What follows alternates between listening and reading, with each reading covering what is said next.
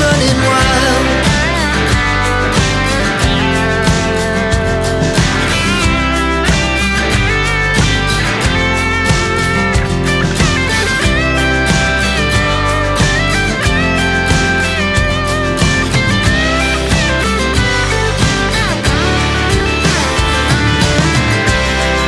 The moonlight, summer sky, it was the best we ever had.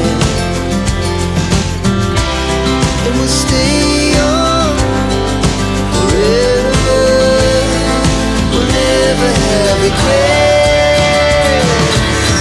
We wanna chase the night, wanna dance to the light, pull the stars from the sky, just two hearts running wild. Never sleep, never stop, as we shot from the top. We're gonna be. Well, hi there and welcome to Dino's Vault and welcome to my first ride review of the Hero Mavrick 440, the latest and the greatest coming from the house of Hero Motocorp, India's largest selling two-wheeler manufacturer and also one of the largest two-wheeler manufacturer in the world. So now, talking about the Mavrick 440, now I know we are all looking forward to the fact as to how good or how better it is from the king of the segment, which is the Classic 350 or the Bullet 350, which have been ruling the roost ever since their inception. Now, almost everyone has been targeting the retro roadster segment, starting from Harley to Triumph, and now we've seen even Hero going this way, launching the first ever flagship. Now it's not a naked, it's not a super sport, they have gone the retro way, which means they're eyeing the huge market share that is been captured by Royal Enfield for quite a long time. So everyone is trying to get a chunk of the pie. So instead of giving you a run through of the specs or the features, which I've already done in the walk around, now this video is going to be about, first of all, the differences between the Mavrick 440 and the Harley 440 or the X440, and that will be a quick run through, and then immediately we're going to jump into the main crux of the video, which is it really better than the Classic 350, or if it is, how better and in which way is it better than the Classic 350 or the Bullet 350. So let's get started. First, the Mavrick 440 comes powered by a 440cc oil-cooled single-cylinder SOHC layout fuel-injected engine that puts out 27 bhp of max power and 36 Newton meters of max torque, and gets a 6-speed gearbox. Now, the Harley, on the other hand, gets 38 Newton meters of torque. So that is something you need to note. It is 2 Newton meters greater.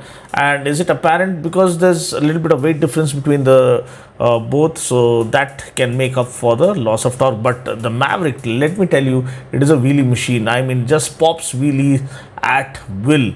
So I loved absolutely lifting it off at every given opportunity. Man, I might have popped more than 15-20 wheelies in this ride impression, or getting to ride this over a couple of days. It is absolutely lovable. So that is what we want. We want comfortable ride, comfortable seating, comfortable ergos, and at the same time an engaging, spirited riding experience coming from the manufacturer who's been leading the way all along.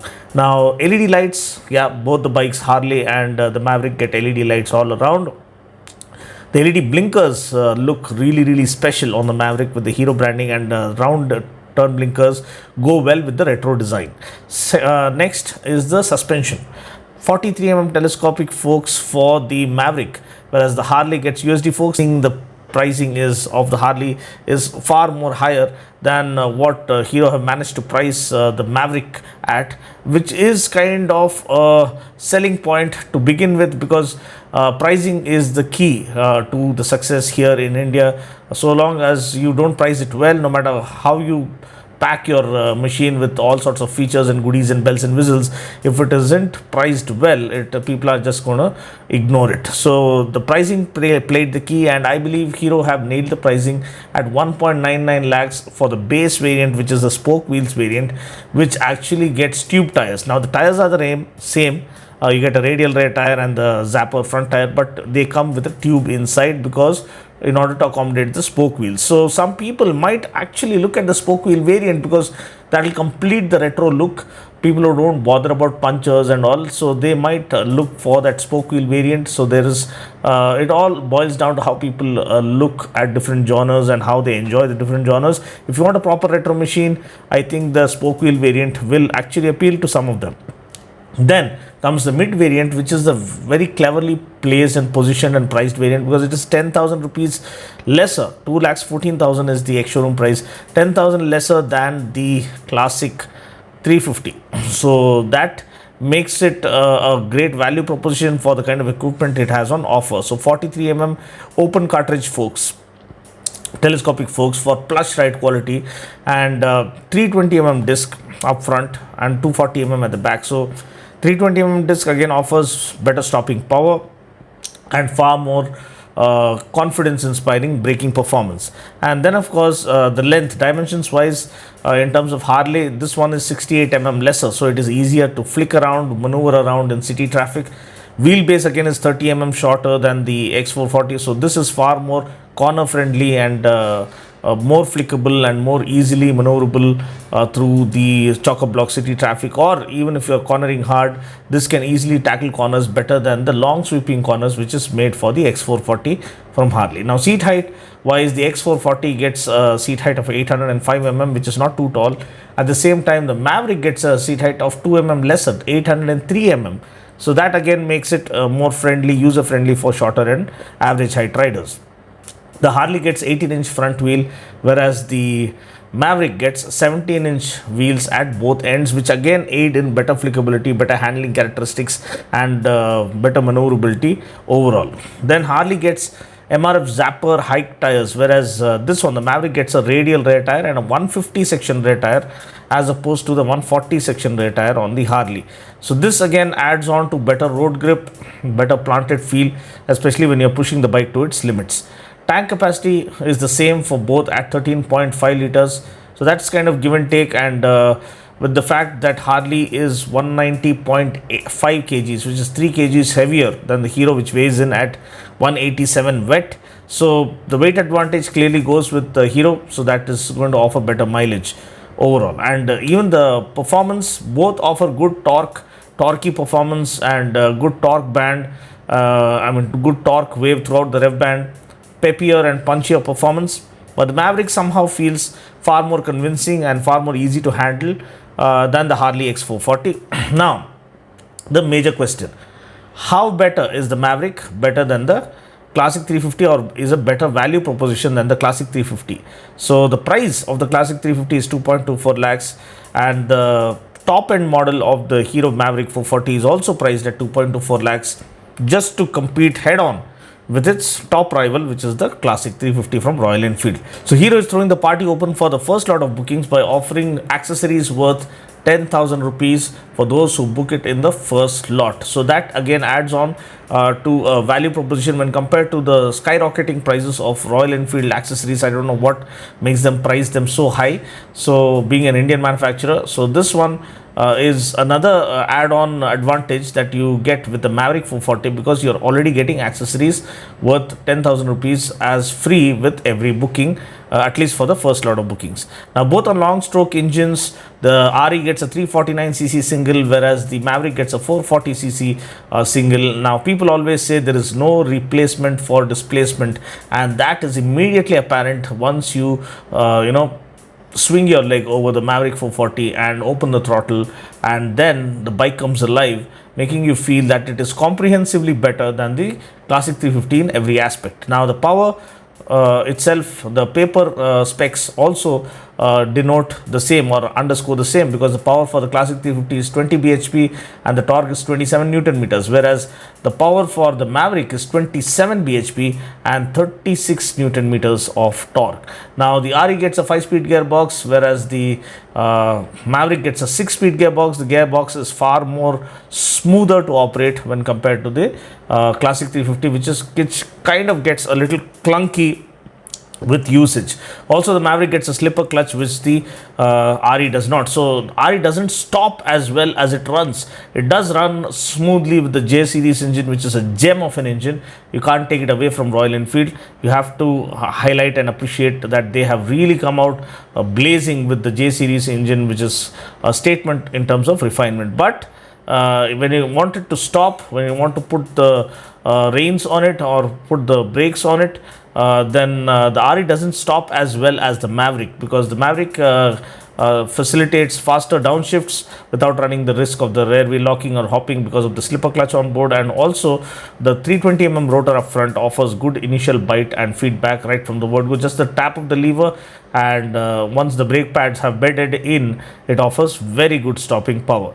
And also the RE gets larger 19-inch front wheel and an 18-inch rear wheel, so this makes it harder to steer and maneuver through city traffic because it's bulkier and heavier, whereas the Maverick gets 17 inches for nimble handling and easy flickability in city traffic. The same offer superb stability also. Now, just because they offer 17 inches front and rear doesn't mean they lack straight line stability. Now, I managed to hit 150, and my friends managed to hit around 156 or 158, close to 160, and I'm pretty damn sure even while hitting 160, the Maverick is going to stay rock solid because it feels unfluttered, it doesn't feel strained even while doing 150. So that is the character of the engine. They've really nailed it. The engine forms the is the heart of the matter at the end of it all. I mean, so long as the engine is enjoyable, everything else works around it. It's like the director and the script of a movie. So long as the script and the writing is really good in a movie, everything else just adds on to the script and the writing. But what matters in a movie is the writing and the way the script goes. Now, in terms of road presence, again, the Bullet and the Classic do feel bulkier and offer superb road presence. I think we've talked about it. The Maverick is a more modern take at the retro design. It looks sleeker and more compact, but you can modify it to look far more amazing and sharper if you want to, if you have a sense of design. Then the Maverick engine also is way more peppier and punchier than the Classic or the Bullet. The throttle response is far more engaging. It is more spirited. It is for more spirited riding rather than relaxed riding. So that is something you need to understand. Also, yeah, it is a long stroke engine, so you can't compare it to a short stroke like a KTM where the throttle literally blows your mind away. But still, when compared to a Bullet, the acceleration is really good, so that makes it stand out. Also, yeah, as I told you, the J series engine is a revelation for RE bikes. No vibrations whatsoever unless you push it beyond 100 kilometers per hour. See, below 100 kilometers per hour, you don't feel any vibrations at all from RE bikes with the new J series engine and the new J series platform. But beyond 100 kilometers per hour, it starts feeling a little uncomfortable and uncertain. Whereas the Maverick feels rock solid while doing triple digit speeds. You can cruise at around 110 kilometers per hour effortlessly all day long. And high speed cornering is better on the Maverick compared to the Classic 350. Now, seating comfort wise, the Maverick scores heavily here by offering premium quality foam and comfortable ergonomics with almost center set foot pegs with no pressure falling on the lower lumbar region. The Classic, on the other hand, has forward set foot pegs, which results in the upper body weight resting completely on the lower lumbar region, which might result in back pain after long rides. Now, because of proper foot peg positioning, you can easily stand up tall and ride with the Maverick 440, which is not at all possible with the Classic. Now, finally, my verdict is the fact that Maverick is faster, it is easier to handle, it is nimble to maneuver, and just feels comprehensively better than the Bullet or the Classic 350 in every aspect. And add to that, Hero throwing in a special offer of that 10k worth accessories for the first lot of bookings, and a huge warranty period of 5 years and 70,000 kilometers, which makes the Maverick an ultimate value proposition and makes it do a superhero landing into the much sought after retro roadster segment here in the Indian motorcycling industry. What do you guys think? Which one would you prefer, the Maverick or the Classic 350? Feel free to comment below and also give your reasons, and let this open up a healthy a conversation among ride enthusiasts instead of fighting and using vulgar language. This is basically a platform for all enthusiasts to respect each other and understand each other and understand motorcycles for what they have on offer, because each motorcycle is unique and special and has its own character. So thanks for watching. Catch you guys in the next video. Until then, take care, God bless, and ride safe.